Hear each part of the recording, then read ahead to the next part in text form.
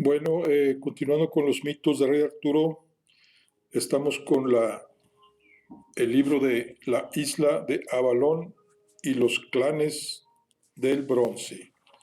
Y vamos a iniciar el capítulo 4, que se llama Traición. El día había amanecido soleado y las golondrinas volaban altas en el cielo, una señal que los druidas interpretaron como de buen augurio. Los caballos habían sido ensillados y 2 yeguas habían sido cargadas con abultadas alforjas llenas de víveres y utensilios para el viaje. Dalha se hacía acompañar de Miditir y de otras 2 druidas del consejo para compensar la presencia de los guerreros de la escolta que Bill encabezaba. En manos de los guías Rock y el cazador Darach estaba trazar la ruta más adecuada en dirección al sur que les permitía recorrer algunos territorios importantes y acabar el viaje en las tierras del gran caudillo Firong.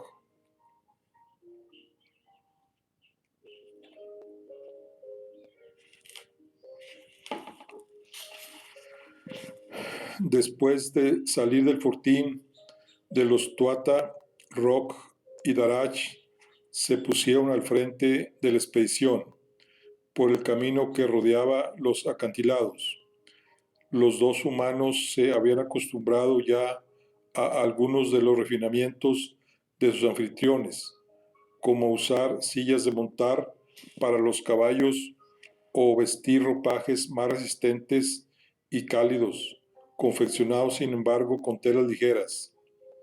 La druidesa los observaba con atención no extensa de suspicacia. Era innegable que el contacto de estos hombres con los Tuata había cambiado su fortuna para bien. Con todo, se preguntaba si había sido así también con el resto de las tribus de las cuales, según había podido saber, Rock se había hecho jefe en fecha reciente. Los Tuata habían regalado a los humanos herramientas de trabajo hechas de hierro, pero solo una espada, la que Rock llevaba en su cinto. Probablemente pensaba a las tribus les habría aprovechado más el regalo de semillas capaz de resistir el frío y producir mejores cosechas. Siguiendo la ruta trazada por los guías, dejaron atrás los páramos más septentrionales para internarse en unas montañas rocosas en las que el viento soplaba sin descanso. Ahí no crecía árbol alguno, y todo lo que asomaba entre las piedras eran cardos y malas hierbas. A medida que Dalha se internaba en aquellos parajes, mayor era el respeto que sentía por las gentes que habían sabido labrarse una existencia en aquel entorno bellísimo pero inclemente. Hicieron noche al resguardo de una gran cueva, hostigados por el zumbido de los vientos, pero al día siguiente, cuando dejaron atrás las montañas y descendieron a tierras cada vez más bajas, notaron en sus carnes que el clima era otro, más benévolo. Se alejaban del duro norte. A última hora de la tarde, atravesando un bosque, se detuvieron en un arroyo para que se abrevaran los caballos. Poco antes habían avistado una columna sermentosa de humo ascendiendo por encima del dosel arbóreo y perdiéndose en el cielo. Dalha había pedido evitar la fuente del fuego, pues prefería observar a los humanos sin ser vistos, pero los guías los habían conducido bastante cerca, aduciendo que no osaban alejarse del sendero, que seguían por desconocer lo que podrían encontrarse. Al decir de Rock, un fuego tan escuálido no había de ser de una hoguera en campo abierto, sino de una casa. Entonces la druidesa pidió a la comitiva que aguardase y quiso aproximarse para echar una mirada escondida en la fronda. La acompañó un druida llamado Lir, y detrás fueron Rock y la propia Bill. Se acercaron, pero se mantuvieron a una buena distancia, pues se lo permitía su notable vista, que era de más alcance que la humana. Rock apenas distinguía formas a lo lejos.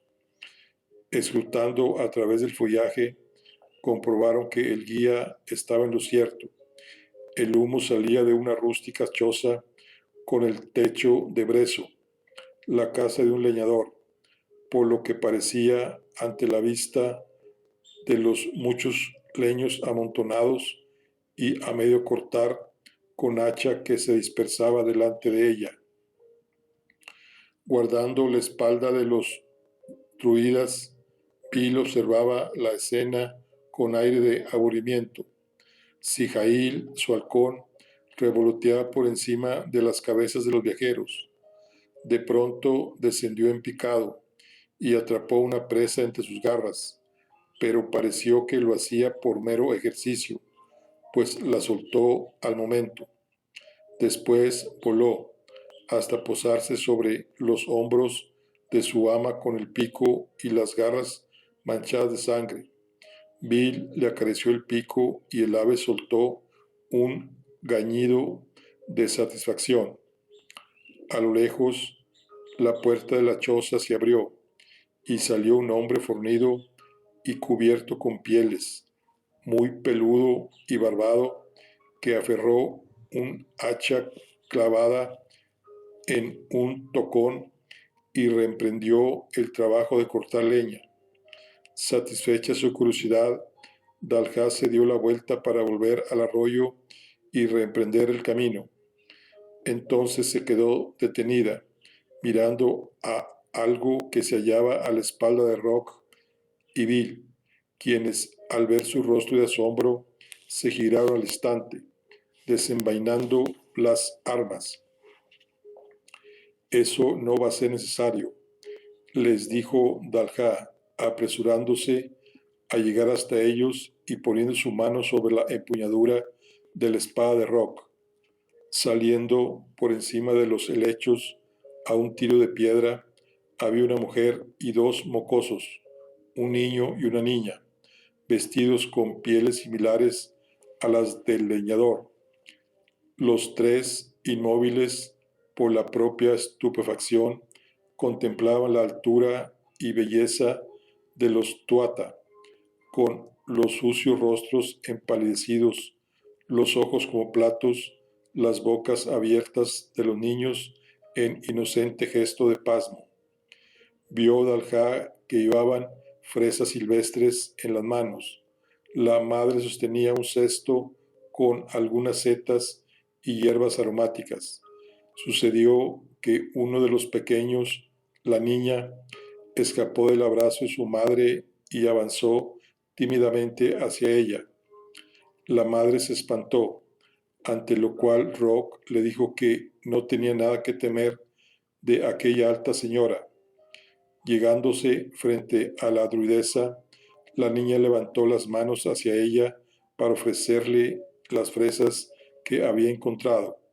Dalha cogió un par de ellas, devolviéndole a la niña una mirada cálida y bondadosa.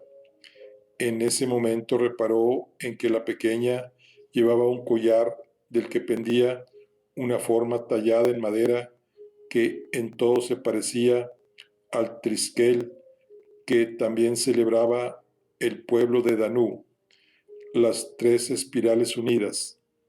Qué notable que los dos hubieran advertido esa forma tan fascinante y común en la naturaleza, que era la espiral, la forma en que crecían tantas floraciones, en que se abrían tantas plantas, en que formaban un hogar los caracoles. Esa forma da fe de la sabiduría de la naturaleza inscrita en su esencia. Los Tuatha habían advertido no solo su presencia, sino sus proporciones. Habían llegado a ellos los seres humanos. Valía la pena saberlo. Como fuere, su razonamiento no había de ser tan distinto si eran capaces de las mismas observaciones de pensamientos tan similares. Os doy las gracias por vuestra amabilidad, les dijo Dalha en su idioma, lo que tradujo Rock al instante. Al oír ellos la voz melodiosa y el sonoro lenguaje de la druidesa, pareció que quedaban tremendamente estremecidos. La madre cayó de rodillas, apenas conteniendo las lágrimas, balbuceando en la lengua de los humanos. O ka tortud, karrog, hu bilan, hu musdir. Os pide que bendigáis su casa, replicó Rock. La devoción de los nativos incomodaba a Dalha. Estaba acostumbrada a escuchar ruegos a Danú, pero aquellos humanos la veneraban a ella como si se tratara de la diosa misma. Vio las caras sucias y el físico ajado de los humanos. Los ropajes de pieles parecían raídos. Había contemplado una pequeña huerta junto a la choza que apenas parecía dar provecho. Llamó a los druidas y departió con ellos brevemente. Cuando todos se pusieron de acuerdo, Miditir rebuscó en su zurrón y extrajo una bolsita de piel que entregó a la druidesa. Dalha sacó de ahí un puñado de semillas y las puso en la mano de la niña. Estas son semillas de avena real. Plantadlas esta misma noche, dijo a la madre. Dentro de 3 lunas podéis cosechar el grano y hacer gachas con él. Al entregar su regalo, la gran maestra susurró unas palabras de poder que dotaron a la avena la mayor fuerza y resistencia. Con una tierna caricia en el rostro, Dalha se despidió de la niña. Oyeron los agradecimientos de la madre a su espalda mientras regresaban a donde habían dejado los caballos. Murmuraba como quien eleva oraciones a los poderes más superiores.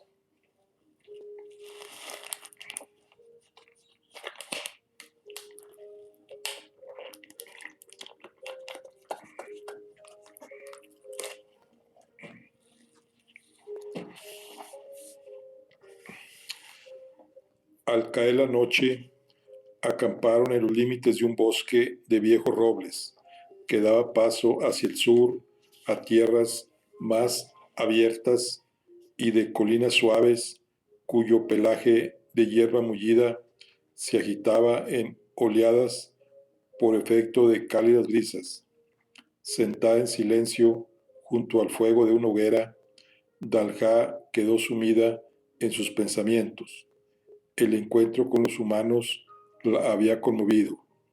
Midigir acudió a su lado y le ofreció un tazón de sopa. Entonces ella susurró, casi hablando consigo misma, que tal vez había sido ella quien había actuado a la ligera, al juzgar a Lu. Sus palabras causaron sorpresa al viejo druida. La mirada de los humanos, replicó ella, es difícil mantener los pies en la tierra cuando alguien te mira de ese modo. Con todo, en voz baja, concluyeron que el rey no había perdido la cabeza tanto como otros de quienes lo rodeaban. Lu era impetuoso, pero la vanidad no se contaba entre sus defectos. Lo que en realidad preocupaba a Dalha no se atrevía a decirlo en voz alta. ¿Cómo podría afectarle a ella aquella adulación?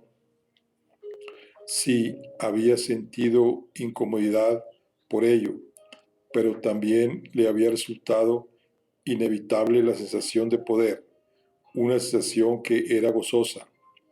A cualquiera le gusta sentirse fuerte, pero a la sombra de este sentimiento germina la semilla de la corrupción, de la pérdida del sentido de la mesura. Dalha miraba el fuego, absorta en estas cuestiones que la removían por dentro, cuando el ojo de Danu despertó y empezó a brillar con su suave luz azul. En ese momento, el fuego que había estado observando pareció cobrar vida, como si dentro de las llamas un espíritu danzara ajeno al mundo. Lo que sucedió a continuación la sobresaltó.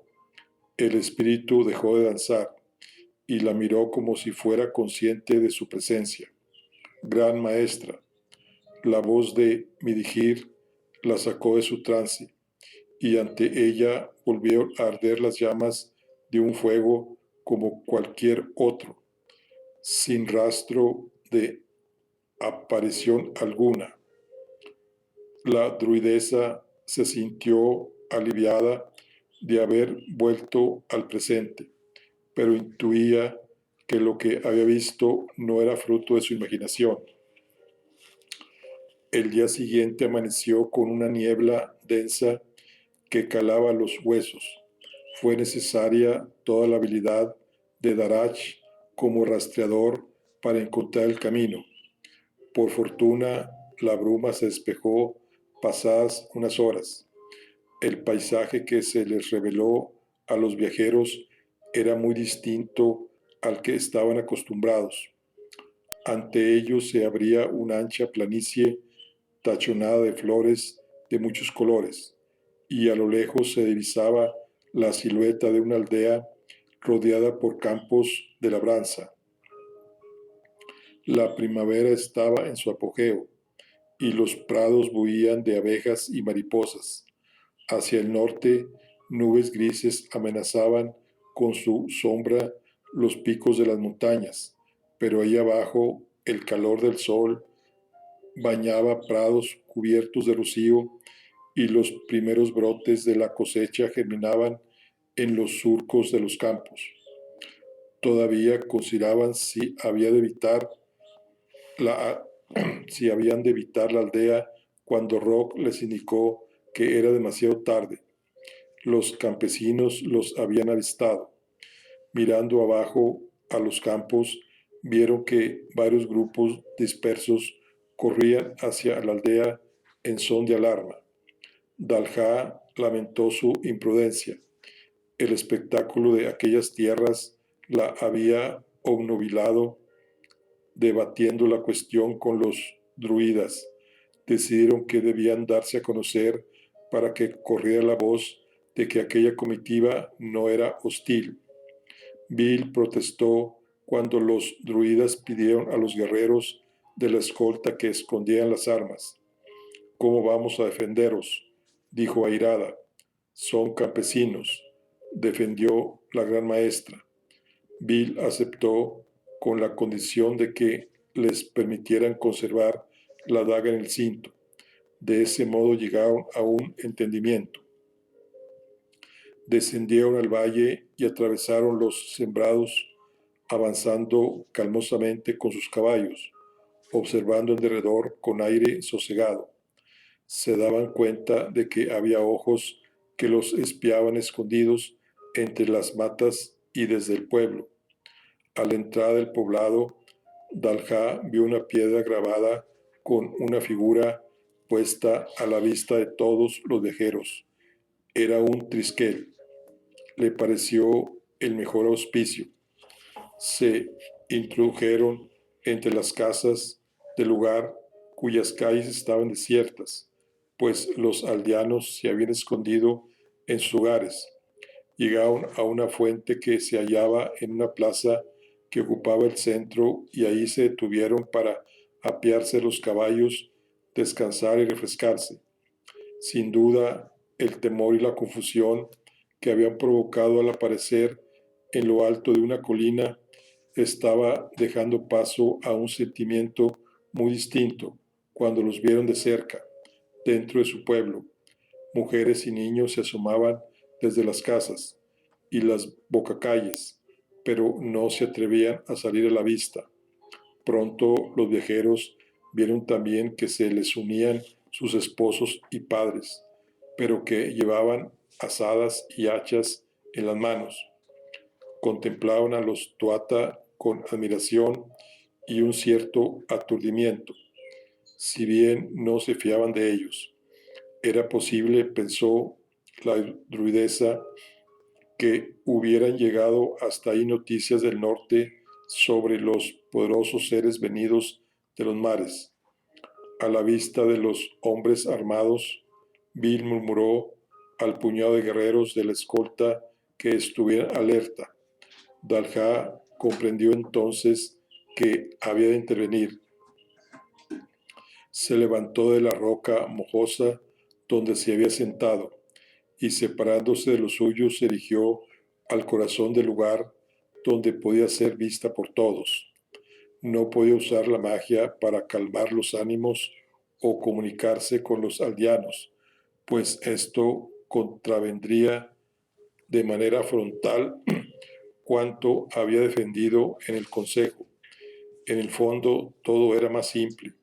Unos recién llegados de un lugar lejano y distinto habían de hacerse entender para explicar claramente que no albergaban intenciones dañinas, tan solo eso. Abrió el par de broches que abotonaba la túnica con capucha con la cual cubría sus ropas de viaje. Dejó que se deslizara por su espalda y con un movimiento ágil sacó ambos brazos de las mangas a la vez que le daba la vuelta, de modo que la tela caracoleó largamente a su alrededor, como si fuera un ser vivo que flotase en el aire. Cuando volvió a ponérsela y ésta se posó de nuevo en su espalda, la pieza mostraba el reverso, que ella enseñó a todos el que quisiera verlo girando sobre sí misma, con lo cual los bajos de la capa volaban sobre el suelo, siguiendo su vuelta. En su espalda, muy grande y claro, se veía un bello triciquel bordado con hilo de plata sobre el fondo esmeralda de la capa, tres espirales unidos que destellaban a la luz del sol sin necesidad de magia alguna. Había viajado con la capa vuelta del otro lado para pasar desapercibida, pero ahora se daba cuenta del poder que podía tener ese símbolo para la tarea que se había echado sobre los hombros. Los murmullos de los lugareños, deslumbrados, cobraban cada vez más cuerpo cuando la druidesa detuvo su giro. Fueron los niños los primeros que se atrevieron a salir de sus refugios. Tomando su ejemplo, siguieron sus progenitores. Los hombres habían abandonado las herramientas que habían tomado para defenderse.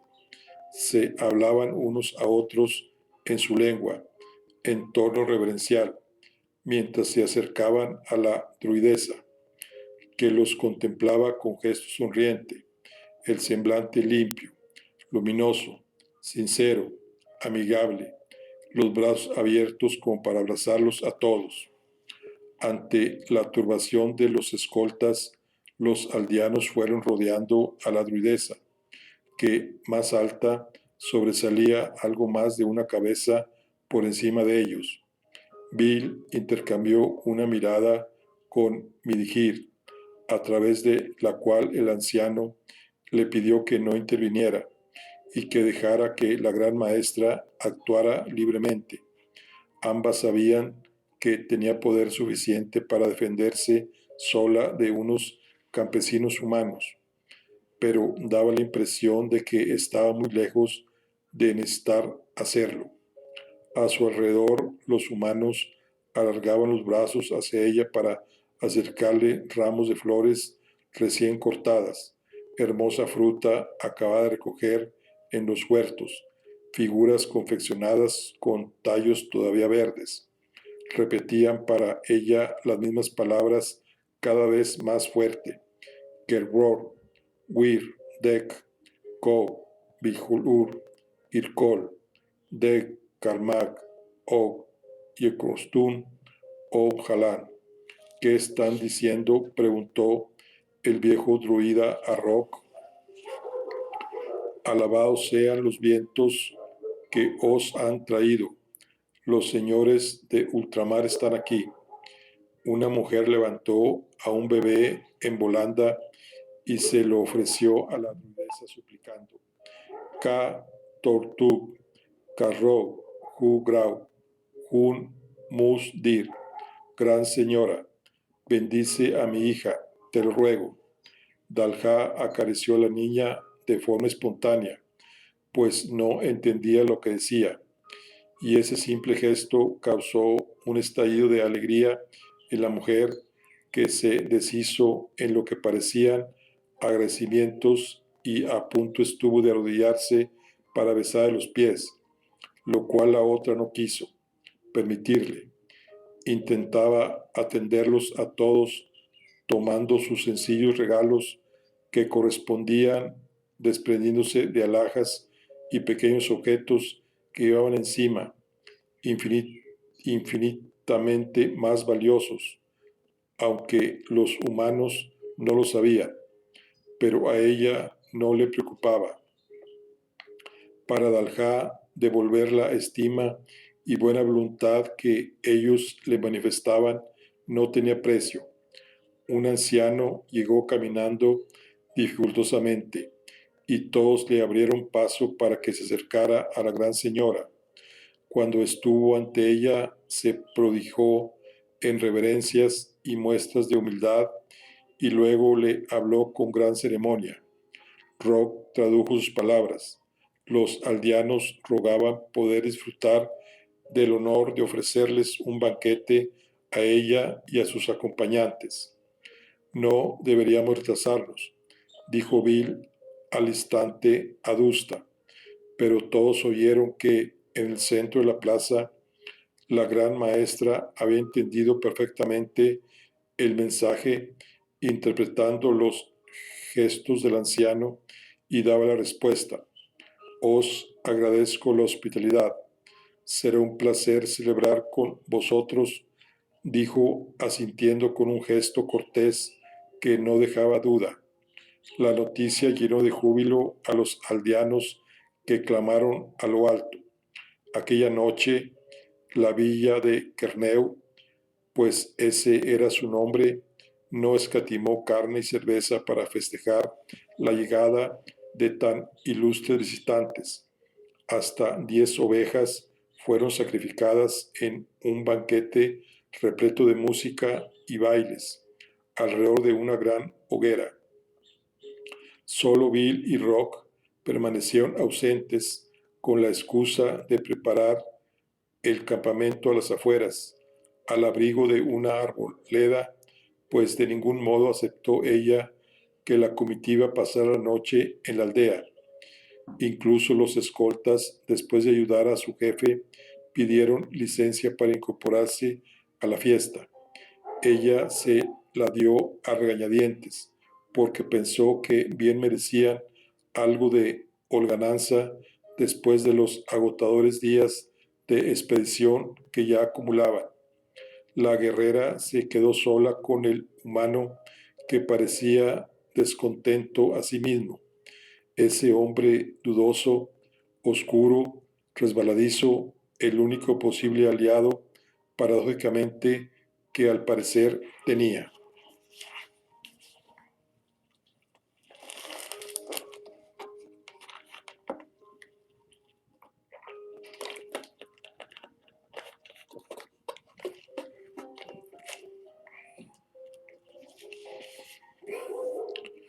Al día siguiente, más tarde de lo que Bill hubiera querido, la expedición continuó su marcha hacia el sur, adentrándose en una región de generosas florestas rebosantes de vida y bañadas por numerosos riachuelos.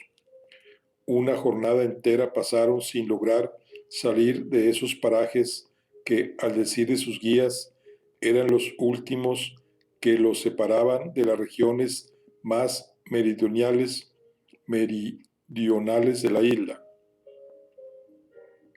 Cuando los atrapó la noche, la pasaron en un claro bajo un cielo moteado de estrellas y reemprendieron el viaje antes del amanecer. Saliendo de los bosques, la ruta se internó por un fértil valle al final del cual se vislumbraba una aldea que guardaba el paso hacia la llanura, que se extendía más abajo, con el recuerdo todavía fresco de la acogida que habían recibido en la aldea anterior. Los viajeros discutieron la conveniencia de evitarla. Dalha había descubierto que se encontraba cómoda entre los humanos, pero lo cierto era que si era su voluntad estudiarlos más que ser estudiada, sería mejor no volver a repetir lo sucedido.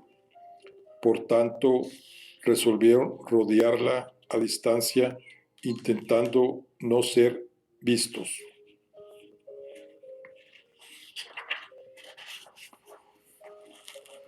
A pesar de su cautela, fue imposible que pasaran inadvertidos. Cruzaron una garganta rocosa por el este del pueblo. Un desprendimiento los alertó de que estaban siendo vigilados. Oyeron luego carreras en el bosque. Rock y Darach sujetaban sus armas temiendo que fueran a atacarlos, pero veían que los guerreros de la escolta estaban muy tranquilos. Los druidas les explicaron el motivo, descubierto por ello gracias a la notable fineza de sus sentidos. Son unos críos, les dijeron. Al otro lado del pueblo, el sol se escondía, ya en el horizonte encapotado, y la tierra estaba soñolienta. Bill dio el alto y la comitiva se detuvo a pasar la noche. Amarraron los caballos en un cercado y montaron una tienda amplia pero de simple factura, apenas 4 paredes y un techo de lona sostenidos de los árboles por sogas, donde todos pudieron refugiarse del relente de la noche. Tomaron una cena frugal a la luz de una hoguera y luego se echaron a dormir. Bill encargó a Rock que hiciera con ella la primera guardia. El sueño los fue atrapando lentamente, como cada noche, hasta que todos cayeron dormidos. Nadie se percató de que Rock se ausentaba de su puesto, llevando consigo algunos arreos que Bill había puesto en sus manos, y que, tirando quedamente de las riendas de su caballo, se alejaba del campamento para rehacer el camino que acababan de dejar atrás.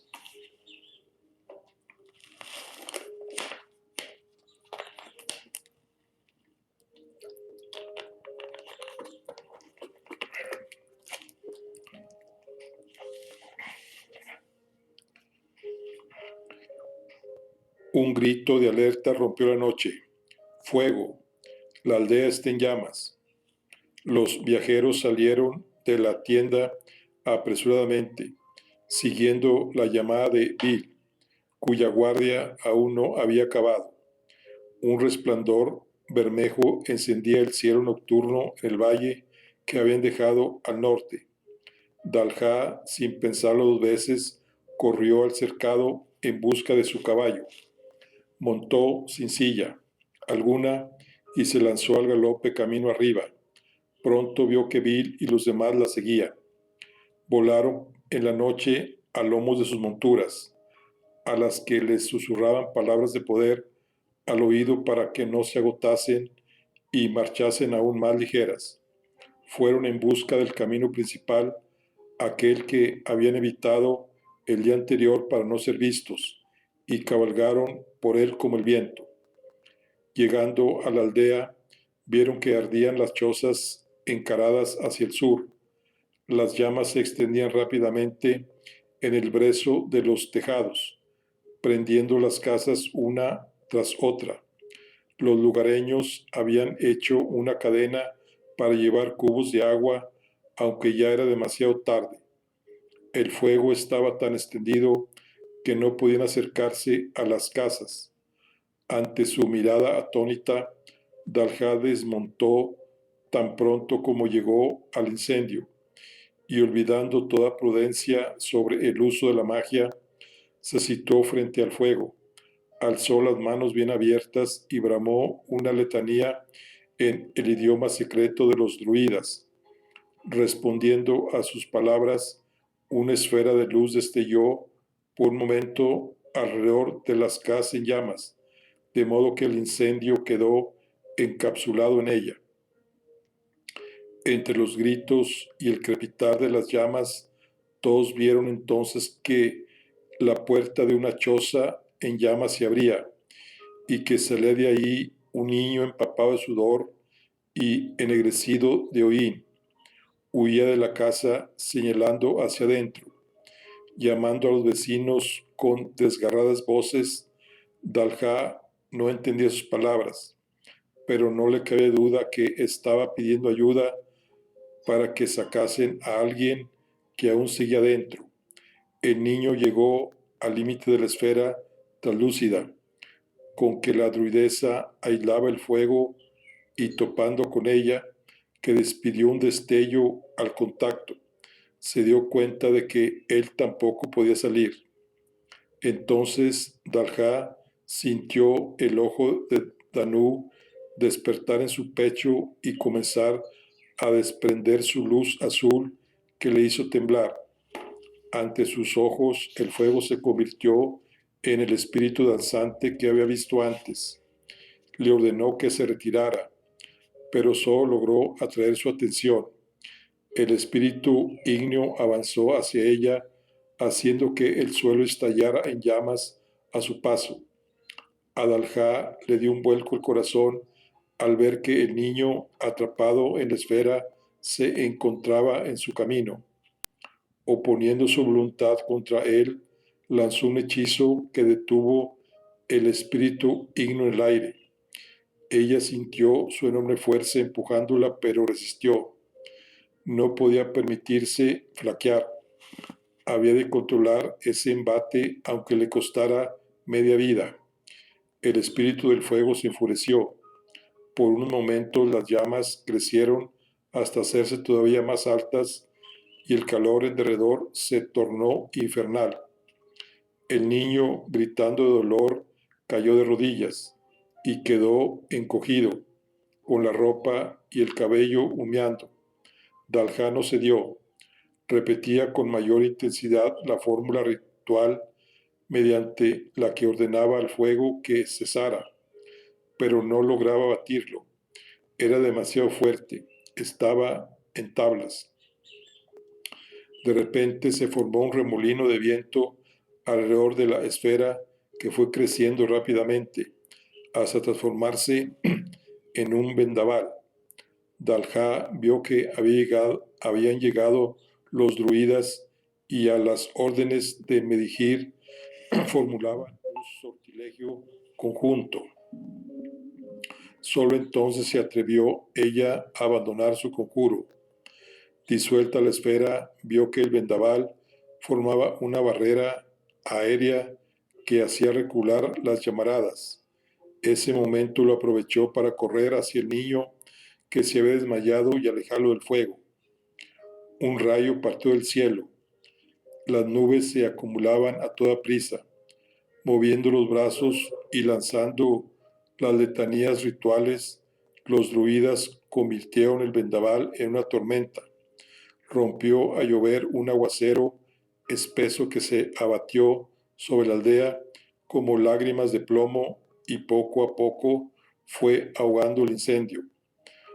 Por causa de la debilidad de la magia en aquel mundo, el viejo Midigir se derrumbó agotado al acabar el sortilegio y tuvo que ser atendido por sus compañeros. Batida por la lluvia, Dalha había caído de rodillas con el niño en su regazo delante de los lugareños que se le iban acercando. La druidesa estaba blanca, muda con el alma rota. El niño acababa de expirar entre sus brazos.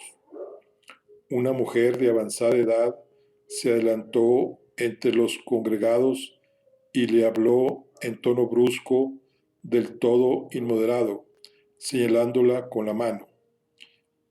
Ko Yunaki Mus Gakona Ka Tors Ros Wir Nuwit Letua Hidrat Rock Kajai Krit Bailan.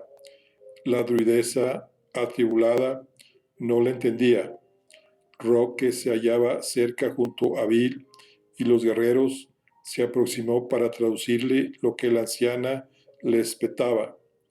Tan poderosa como eres, devuélvele la vida al niño y a su madre que se ha quedado en la casa.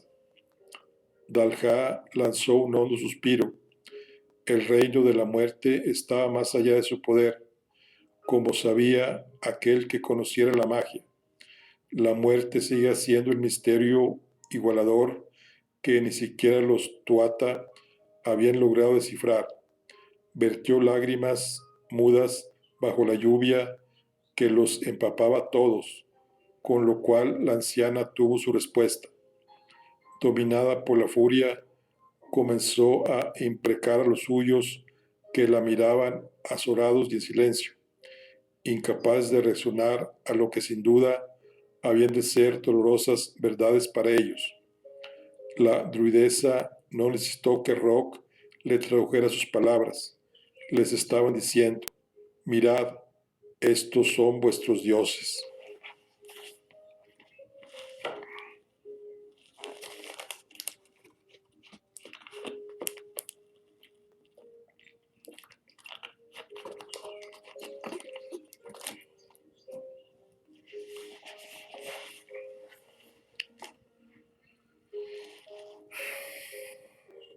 Imponentes empalizadas de madera y adobe se alzaban en la desembocadura del río que los nativos llamaban Durg, el Sereno.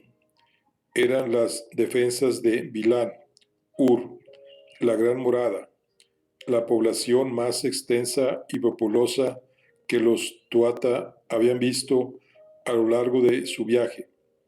La rodeaban campos de labranza, caseríos y granjas. Anchas puertas de madera daban acceso a la villa desde el norte y desde el sur, accesos que solían ser un continuo ir y venir de campesinos y bestias. Guerreros fornidos montaban guardia en los portones, si bien solían estar distraídos ante la falta de trabajo. A nadie se le ocurría asaltar Bilán Ur, probablemente el asentamiento de seres humanos más poderoso de la isla bajo el mando de un jefe de jefes, el caudillo Fir Nog. Durante varias jornadas, los Tuatha habían estado espiando la ciudad y a sus habitantes. respondiendo a la necesidad de conocimiento de la gran maestra. Los druidas habían llegado a entrar sin ser vistos gracias a la añagaza de dar a su cuerpo mediante hechizos la propiedad de dejar pasar la luz.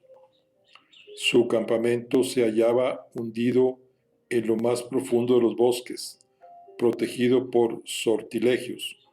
Por fin, Dalha y Bill habían juzgado que era el momento de darse a conocer. Como ya esperaban, su acercamiento a la entrada del norte a lomos de sus monturas no pasó desapercibido a nadie. Había terminado el tiempo de la discreción y llegado el del contacto, motivo por el cual Dalha vestía su capa con el argenteo trisquel destellado en su espalda. Según se aproximaban, iban despertando las miradas y los murmullos de todos cuantos hallaban en el camino a la ciudad, campesinos, mercachifles y poliuceros. Muchos se iluminaban al identificar el signo o a los grandes señores de los que ya había circulado la noticia hasta ahí desde el norte. La voz de su llegada corrió por la senda hacia adelante a un paso más ligero que el de sus caballos, de manera que la gente empezó a esperarlos para verlos pasar. No eran pocos los que lo recibían con alegría y alabanzas en su lengua, si bien había en igual número quienes los contemplaban con desconfianza o incluso miedo. Los sucesos que habían tenido lugar durante su viaje, pensó Dalha, debían haber dado pie a todo tipo de historias y rumores. Los guardias le dieron el alto a las puertas de la empalizada. Se habían arremolinado para bloquear el acceso cuyos portones acababan de cerrar. El jefe de la guarnición habló con Rock en el idioma de los humanos. Los Tuatha entendieron que daba su nombre y hablaba de su viaje desde el norte. No pareció que los guardias le tuvieran gran respeto, tal vez por ser norteño. A ninguno de los viajeros se le había escapado que las primeras tribus que habían conocido al desembarcar eran más toscas, más primitivas y vivían de modo más asilverado que los clanes que habían ido encontrando a medida que se internaban en el sur. Por los gestos y el tono del jefe de la guardia, estaba claro que los habitantes de Bilán Ur tenían a los norteños como poco menos que salvajes. Nada de ello, obviamente, les había explicado Rock jamás. Viendo que los dos hombres no se entendían y que parecían enojarse el uno con el otro, Dalha intercambió una mirada con Midigir. De común acuerdo, los dos desmontaron y se llegaron hasta donde discutían los otros.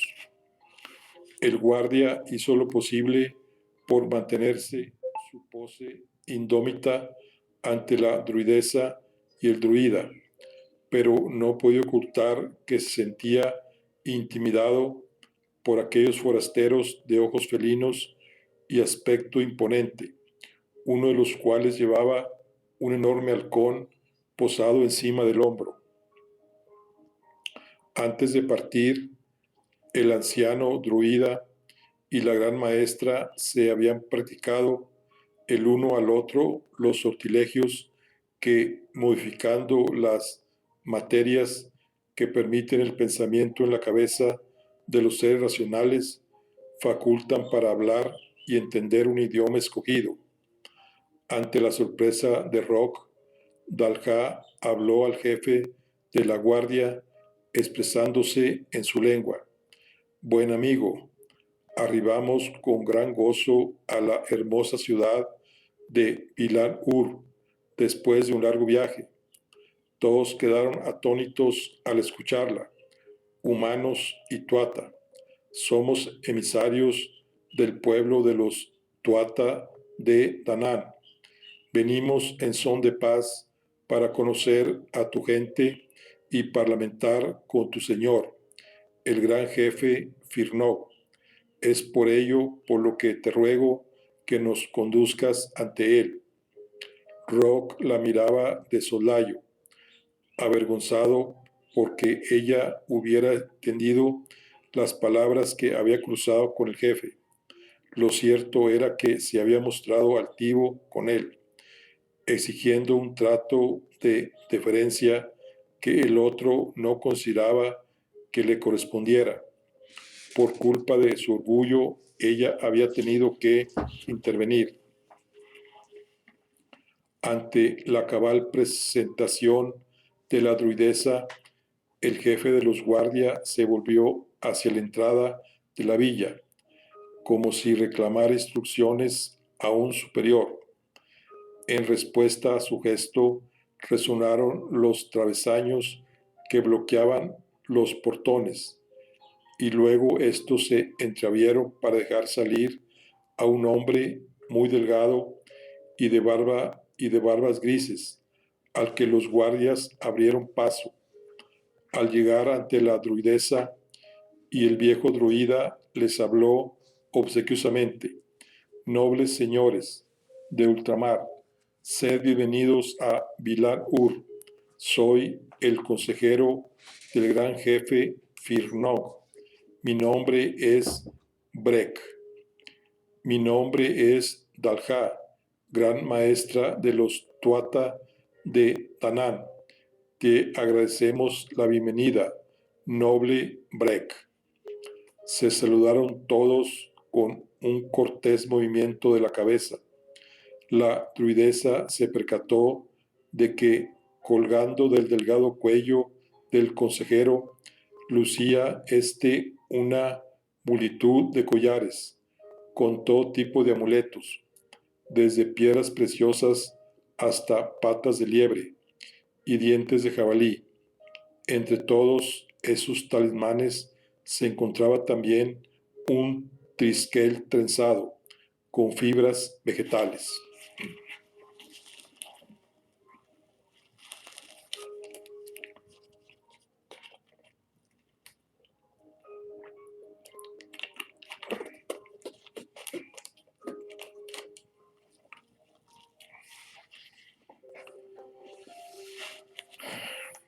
Tuvieron que dejar los caballos con los guardias de la entrada.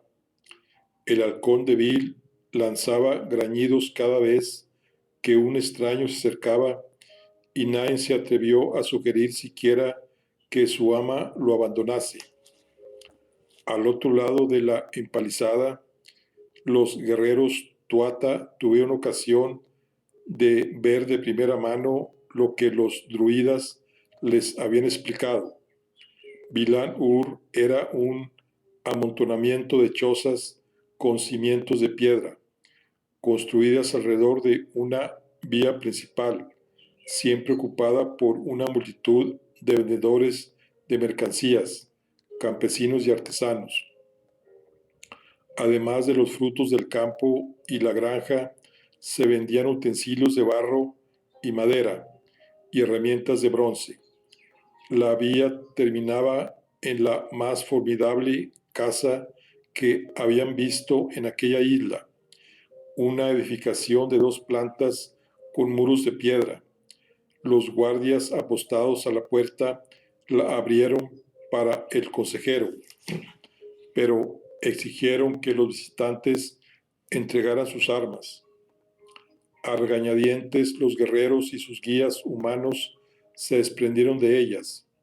Una vez dentro, Dalha quedó gratamente sorprendida por el modo en que las vigas y columnas de madera que bastían la morada estaban decoradas con grabados de símbolos geométricos y dibujos de animales, una ornamentación no muy lejana a la de los Tuata. Mientras avanzaba por un largo pasillo, al fondo del cual se adivinaba un gran salón, Bill se acercó a Dalja y le murmuró al oído: «Habrías de aplicarme el sortilegio de las lenguas». A lo cual respondió la otra, restándole importancia: «Te aplicaré el hechizo, pero ahora no es posible, ni es el momento». Apretó el paso para alejarse de ella. Bill se quedó atrás, conteniendo en sus labios una mueca de enojo. La gran maestra se las había apañado para mantenerla al margen de las conversaciones. Salieron a una amplia sala de techo alto, sostenido por postes de madera, en la que se encontraba sentado en un sitial con el respaldo alargado un hombre corpulento de barbas bermejas. Lo rodeaban un grupo de ancianos en asientos más sencillos. Estaban en una tarima elevada sobre el suelo, de modo que su rostro se hallaba a la altura de los esbeltos tuata. Los ojos esmeraldas de quien sin duda era Firnog brillaron al verlos llegar ante él, pero no había veneración en ese brillo, sino inteligencia. El consejero Breck los presentó con pompa y circunstancia, dando el nombre de Dalja como su gran maestra, y ellos saludaron al caudillo, quien no pareció particularmente impresionado. «Ilustres amigos, os doy la bienvenida a mi casa. Se cuentan muchas cosas sobre vosotros», dijo sin poder esconder su suspicacia, «y yo no sé bien qué creer y qué no». La gran maestra tomó la palabra.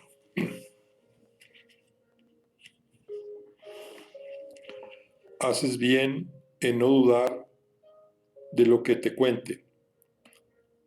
Hemos venido para que sepas en verdad quiénes somos y que, conociéndonos tú, pueda conocernos también todo tu pueblo». Firnó asintió con la cabeza y se movió adelante en el asiento interesado. «Es cierto que venís de allende los mares, es cierto, por donde se pone el sol, así es». Los ancianos que rodeaban al caudillo murmuraron, mirándose unos a otros. Algo los removía. Se percató la druidesa a sí mismo de que el consejero Breck la miraba aún más admirado. Por fin el caudillo se puso en pie y dijo en voz grave, aunque algo trémula: «Es creencia en esta tierra que el oeste, más allá del océano, es el lugar a donde viajan nuestros muertos, que tienen ahí su propio mundo, gobernado por seres dotados de prodigios, dones, que pueden lo que nosotros no podemos. No son pocos los que hay entre los nuestros que ruegan a esos seres poderosos para que intercedan por los seres queridos que han perdido o que le pidan misericordia cuando ven cerca el momento postrero de su existencia. Hay quien ha intentado surcar el mar para ir a buscarlos, aunque no ha vuelto nadie. Abrió los brazos, extendiéndolos hacia ellos, a un gesto con el cual les descubría su corazón. «¿Quién sois? La gente os llama dioses». Midigir y Dalja cruzaron miradas. Nunca Rock les había explicado que existiera semejante creencia, a saber qué habría dicho a los suyos sobre quiénes eran ellos. Tal vez se había erigido como heraldo de los dioses del mundo de los muertos. Era solo un intrigante. El rey se había precipitado al confiar en él. Ahora se escondía detrás de Bill, lo cual escuchaba con atención, intentando interpretar lo que se decía. Probablemente comprendían ahora el druida y la druidesa. Los humanos habían contemplado desde siempre el océano occidental como un lugar vasto, indomable, misterioso y crepuscular, pues no en vano el sol se ponía por ahí en aquella tierra. Por ese motivo habían imaginado que ahí se hallaba el mundo de sus muertos. Sin duda desconocían la existencia de Tesh Duin, el lugar a donde en verdad volaban las almas de los que fallecían. Ya llegaría el momento de explicárselo.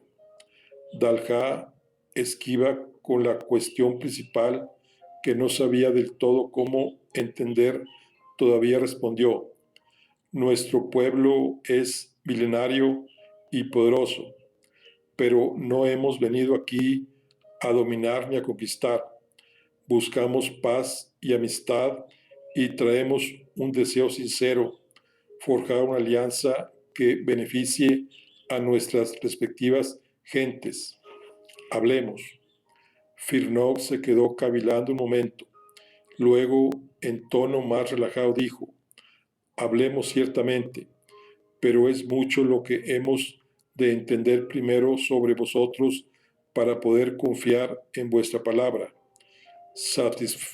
¿Satisfarás nuestra curiosidad? Por supuesto, dijo Dalha. Perfecto. Entonces compartiremos el pan y la carne. Esta noche ofreceré un banquete en vuestro honor, para que conozcáis la hospitalidad de Vilán, Ur. Pero primero bebamos. Dando una voz, hizo que una miríada de sirvientes aparecieran desde detrás de las cortinas que ocultaban las estancias interiores, al fondo de la casa, portando grandes jarras de bronce rebosantes de bebida espumosa. Los parlamentos comenzaban con cerveza.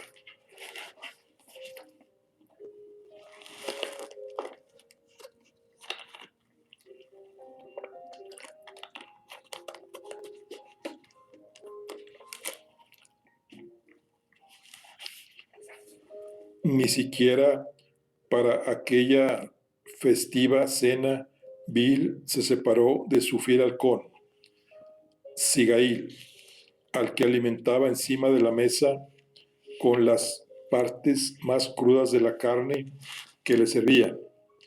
Los sirvientes habían montado grandes mesas en el salón para dar cabida a los muchos convidados, a los que el caudillo había hecho llamar gentes distinguidas de los clanes que le rendían obediencia. Llegaba de las cocinas sobre bandejas que luego corrían por las mesas una abundancia de carnes asadas, de ganado, de cerdo y de ave, con aderezo de setas, de manzanas, de verduras de todas clases. Presidía la mesa Firnov, rodeado de los ancianos, pero al comenzar el banquete había llamado a su lado a una hermosa niña de ojos verdes y con una cabellera dorada recogida en una larga trenza que ligaba hasta la cintura. Parecía cohibida, pero a la vez curiosa por ver a los visitantes. El consejero Breck informó a la gran maestra de que era la única hija del caudillo, que había sobrevivido a las frecuentes desdichas que afligían a los hombres, no así su madre, segunda esposa de Firog, que murió por complicaciones del parto. La niña no había conocido tampoco a ninguno de sus hermanastros, hijos de la esposa anterior de su padre, pues habían fallecido en la guerra y por fiebres, reuniéndose con su madre. Aquella niña era la luz de sus días y su nombre era Ridwen. Había risas y golgorio, si bien contenido. Los humanos no sabían aún cómo comportarse en presencia de los grandes señores de ultramar, en todo coincidentes por la noción que ellos tenían de lo que podían ser criaturas divinas. Dalha y Midigir habían intentado responder a todas las preguntas del caudillo sobre la isla de la que procedían y la naturaleza de sus poderes. Ahora bien, no era prudente que les revelaran la verdad desnuda, ni tampoco podían ellos entenderla. Los seres humanos necesitarían tiempo para asimilar la idea de los muchos mundos que existían en el dominio de lo creado, de las muchas fuerzas que los movían, de la multitud de estirpes de seres con poderes dispares que habitaban en ellos. Necesitarían tiempo, sí, y quizá no lo asimilaran nunca. Ese era el capital de conocimiento más importante de los Tuatha. Podían aportar a los humanos, pero también el más peligroso para su cordura y para el equilibrio del edificio social que solo comenzaban a construir y que era aún tan pobre, tan precario. Y ese era el motivo principal por el que la Gran Maestra y el Consejo de los Druidas habían abogado por la prudencia en el contacto con ellos. Ni siquiera movidos por benevolencia podían irrumpir en la vida de aquellos seres y violentar su realidad con concepciones para las que su cabeza no estaba equipada. Era inmoral hacerlo, pero además, quién sabe qué suerte de perturbaciones podría causar en la intrincada red de fuerzas mágicas sobre la cual reposaban los múltiples mundos. El más primordial sentido de la supervivencia exigía a los exiliados Tuatha que se hicieran notar lo menos posible. No era difícil entender la necesidad de ello. Dalha contempló a la pequeña Ridwen, la hija de Firnog, una niña pequeña en un mundo de hombres mayores. Su padre bien podía ser su abuelo. La niña recibía el cariño de los ancianos y se podía palpar su contento. Pese a su extrema fragilidad, los humanos se alzaban sobre sus miserias y sus debilidades con la misma capacidad de resistencia y la misma grandeza de la que mucho se envanecía el pueblo de Danú. Como no había de entenderse, a juzgar por las creencias en el más allá de los humanos, se daba cuenta Dalha, Firnog no había de tener gran aprecio por esos seres que gobernaban el mundo de los muertos, pues bajo su gobierno habían acabado encontrándose todos aquellos a los que más había querido. Sin duda, al mirar a los viajeros, por altos que fueran, y aunque llegaran envueltos de rumores, no veía a los dioses del mundo de los muertos, no veía a las potencias divinas que podían traerle noticias de sus dos esposas y sus vástagos fallecidos, que podrían tal vez devolvérselos, trayéndolos consigo, o permitirles verlos una última vez, aunque solo fuera para hablarles y despedirse de ellos con el ánimo más sereno.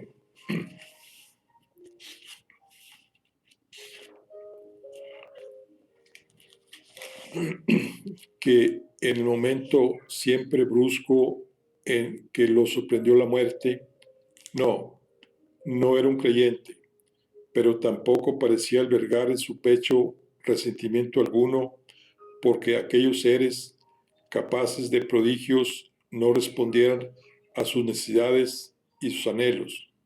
Y eso para Dalha era la forma de pensar más adecuada para algún día acabar entendiéndolos. La druidesa había llevado consigo un presente que pensaba regalar a la esposa del caudillo, pero bien podía ser Ridwen la beneficiaria. Como la cena mostraba ya las primeras señales de agotamiento y los convidados se dedicaban a beber más que a comer, las voces subían de tono y los ánimos se volvían ligeros.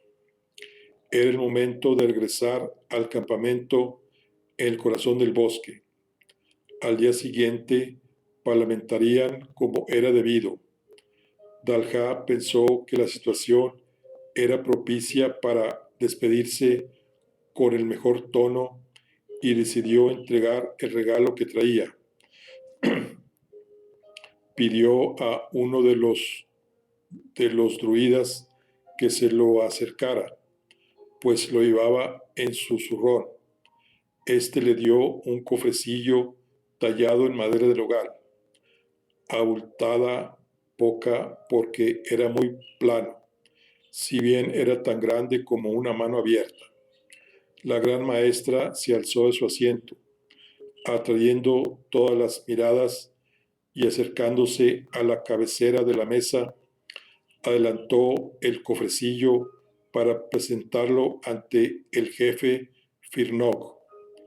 Bill, en el otro extremo de la mesa, clavó sus ojos en ellos con mirada resabiada. Su halcón sobre la mesa soltó un gruñido, soltó un gañido, respondiendo tal vez a la súbita agitación que percibía en su ama. Dijo Dalha dirigiéndose al caudillo, pero haciéndose oír por todos los presentes. Noble Firnov, jefe de jefes, señor de Bilan-Ur, te ruego que aceptes este regalo que te hace mi pueblo en señal de buena voluntad. El gesto tomó al caudillo Firnov por sorpresa, y por un momento estuvo a punto el jefe de coger el cofre sin más, pero entonces una sombra de desconfianza asomó en su rostro. Ábrelo, ordenó a su consejero. Breck tomó el cofrecillo de las manos de Dalha y lo abrió. El resplandor que irradiaba su interior dejó atónitos a todos. Ahí reposaba una tiara de finísimo oro blanco y joyas engarzadas, delicadamente labrada por un maestro orfebre de una habilidad que escapaba a su capacidad de concepción. Un murmullo de admiración llenó la sala. Nunca ninguno de los humanos que estaban ahí había visto una pieza tan bella y de factura tan delicada, una joya digna de adornar el cabello de una diosa. Fëanor la cogió con temor reverencial, tocándola apenas con las puntas de los dedos. Tal era el temor que tenía de dañarla. Observándola, era incapaz de articular palabra y en sus ojos el temor había dejado lugar a la codicia. ¿Qué valor podía tener aquella joya? Un valor incalculable. No había precio que se pudiera pagar por algo así en la tierra de los hombres, porque no existía nada igual. Distingue con esta tiara lo que más quieres en el mundo, le dijo la druidesa, llevando luego la mirada hacia la pequeña Ridwen, obnubilada a sí mismo ante la espléndida pieza. El caudillo intentó recuperar su aplomo y volviéndose a su hija henchido de satisfacción declaró: un regalo digno de ti, mi única alegría. Ridwen se quedó sin aliento cuando su padre le hizo entrega de la tiara. La miraba con los ojos muy abiertos mientras la felicidad le encendía las mejillas y le agitaba el corazón en el pecho. Tomó la joya y se la colocó sobre la cabeza. Siempre había sido una niña hermosa, pero con la tiara parecía un ser de otro mundo, tal vez de allende los mares. Firog la contemplaba orgulloso. El éxtasis duró apenas un suspiro. De repente, el semblante de la niña se desmontó en una mueca de sufrimiento y soltó un grito que dejó a todos estremecidos. Dalha se sobresaltó confundida. Bramando, Ridwen se alzó, tumbando el asiento, se llevó las manos a la tiara e intentó quitársela. ¿Qué sucede? ¿Qué tienes? Exclamó su padre levantándose tras ella. La sangre comenzó a resbalarle por la frente y las sienes en largos goterones. Se oyeron gritos de pavor entre los presentes. Ya todos se habían puesto de pie y contemplaban el prodigio maldito con el alma en vilo. Dalha vio estupefacta que a la tiara le habían crecido una suerte de garfios de plata que se hundían en la piel blanca de la niña. Desesperado, Firnó intentó arrancarle la joya, pero solo logró causarle más dolor y aumentar la sangría. Por fin consiguió reaccionar la druidesa y avanzando la mano abierta sobre la niña exclamó: Tirtar Aer y Estawa, y su voz se volvió grave como la de un monstruo cavernario al concluir: Wemerach.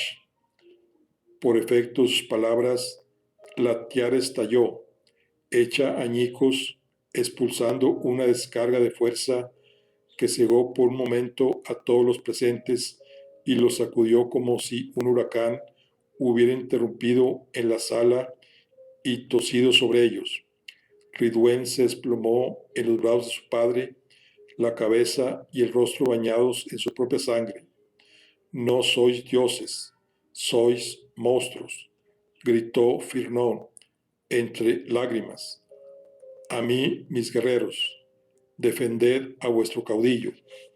Pronto todos los guardias de la casa ocupaban la sala apuntando sus lanzas hacia los señores de ultramar y los humanos que los acompañaban, e incluso los convidados, miembros de los clanes tributarios de Bilán, Ur, sacaron sus armas y lo rodearon. Todos los Tuata estaban de pie, mirándolo desde su altura a la muchedumbre de humanos que los amenazaban. Los guerreros de Bil devolvían miradas siniestras, con los labios y los puños apretados, mientras los druidas se mostraban serenos, si bien preocupados. Llevadlos al foso, mandó el caudillo.